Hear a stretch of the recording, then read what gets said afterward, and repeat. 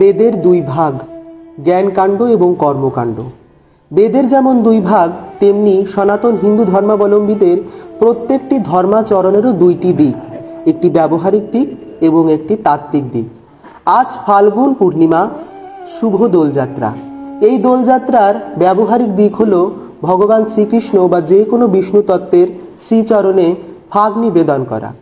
আবির নিবেদন করে প্রত্যেকে আবিরের রঙে রাঙিয়ে নিজেকে নিজের মনের সমস্ত কলুষতা দূর করাই এই ফাল্গুন পূর্ণিমা বা দোল পূর্ণিমার ব্যবহারিক দিক। কিন্তু এর একটি গূঢ় তাত্ত্বিক দিকও আছে, যেটি হিন্দু ধর্মের যোগ দর্শন এবং জ্যোতির্বিজ্ঞানের সাথে ওতপ্রোতভাবে জড়িত। হিন্দু ধর্মের যোগ দর্শন অনুযায়ী একজন মানুষের মেরুদণ্ড থেকে ব্রহ্মরন্ধ্র পর্যন্ত 6টি চক্র বা 6টি পদ্ম থাকে, যাকে ষটচক্র বলা হয়। সেই 6টি চক্রের অবস্থান এবং নাম যথাক্রমে গুহ্যদ্বারে মূলাধার চক্র, লিঙ্গমূলে স্বাধিষ্ঠান চক্র, নাভিমূলে মণিপুর চক্র, বক্ষদেশে বিশুদ্ধ চক্র, কণ্ঠে অনাহত চক্র, ভ্রুযুগলের মাঝখানে আজ্ঞা চক্র এবং ব্রহ্মরন্ধ্রে সহস্রার চক্র।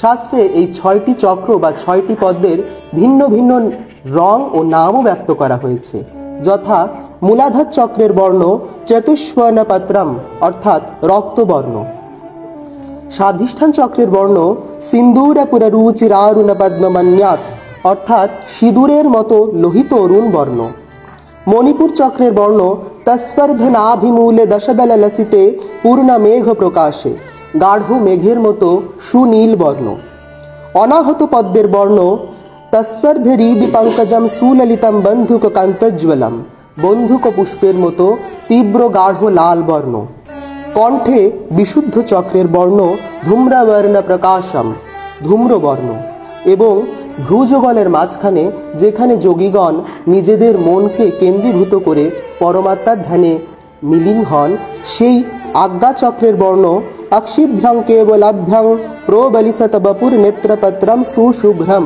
অর্থাৎ শ্বেতবর্ণ।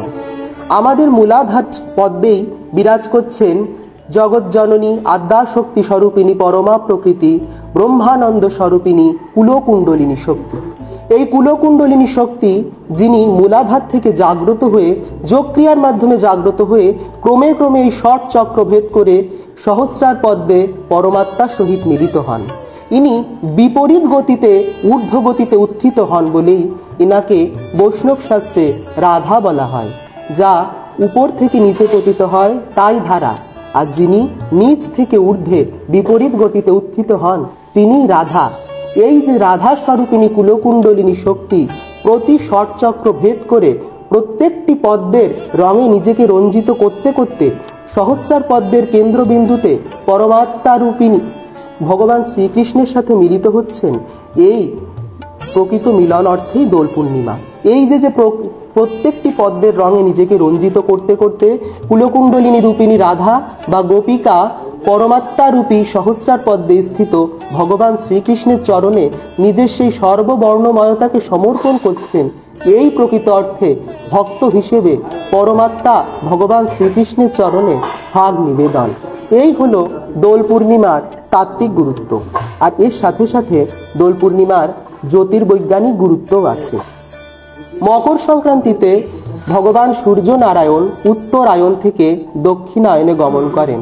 আর কিছুদিন পরই ভগবান সূর্য নারায়ণ মেষ রাশিতে গমন করবেন, যার মাধ্যমে গ্রীষ্মকালের সূচনা হয়।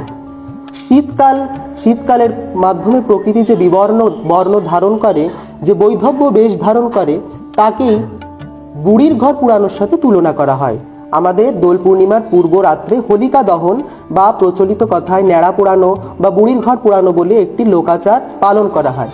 এই বুড়ি প্রকৃত অর্থে কোনো লৌকিক কোনো বৃদ্ধা নন। প্রকৃতির যে বৃদ্ধ বেশ, যে বৈধব্য বেশ, শীতের চলে যাওয়ার কারণে প্রকৃতির যে বৈধব্য বেশ, সেই বৈধব্যতাকেই বৃদ্ধা রূপের সাথে তুলনা করা হচ্ছে।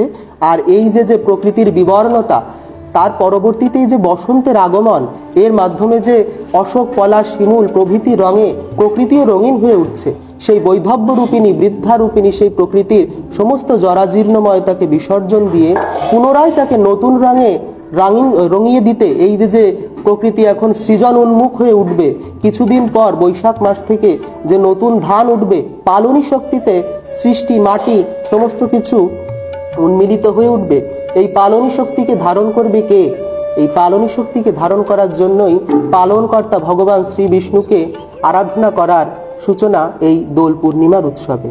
এটি আমাদের দোল পূর্ণিমার জ্যোতির্বৈজ্ঞানিক গুরুত্ব। তাই শুধুমাত্র দোল পূর্ণিমায় একে অন্যকে জাগতিক কিছু রঙের মাধ্যমে না রাঙিয়ে আসুন আমরা আমাদের মনকেও ভগবানের রঙে রাঙানোর চেষ্টা করি। যেদিন আমাদের কুলকুণ্ডলিনী স্বরূপিণী শ্রী রাধা আমাদের ষট চক্রের রঙে রঞ্জিত হয়ে আমাদের সহস্রারে স্থিত পরমাত্মা রূপিণী ভগবান শ্রীকৃষ্ণের পায়ে সেই ভাগ সমর্পণ করতে পারবেন, সেদিনই হবে প্রকৃত অর্থে মানব জীবনের দোল পূর্ণিমার সার্থকতা। নমস্কার।